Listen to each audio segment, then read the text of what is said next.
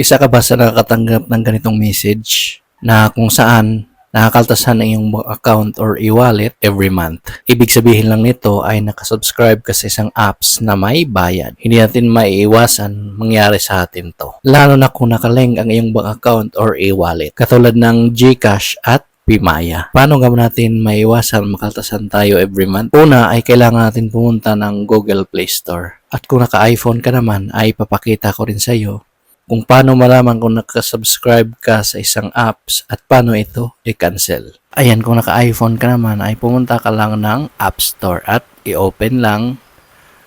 Then dito sa may upper right side yung profile picture natin, pindutin lang to. Then makikita din dito yung subscription at pindutin to.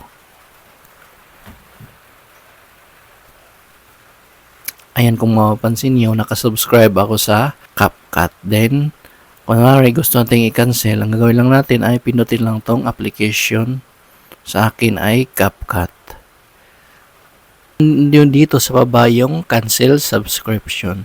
So hindi ko na siya i-cancel kasi nagamit ko pa yung CapCut. So kung gusto nyo i-cancel ang isang subscription ay pindutin lang tong cancel subscription. Once sa Play Store na tayo, dito sa may upper right side, yung may profile picture natin, pindutin lang to. Then, pindutin itong Payments and Subscriptions. Pindutin lang itong Subscription. Ayan, so dito lalabas lahat ng apps kung saan ka nakasubscribe. So sa akin ay meron kong subscription kay IPTV Smart Player. So nakalagay dito sa taas ay active.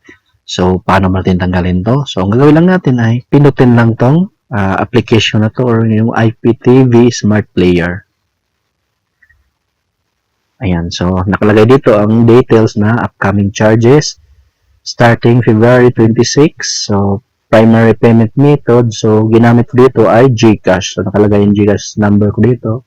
Dito sa baba, makikita mo dito ang cancel subscription. Then, gagawin lang natin ay pinutin lang itong cancel subscription. What's making you cancel? So, I don't use this service. So, kayo nang bahala kung anong gusto nyong dahilan kung bakit kayo nag-cancel ng subscription.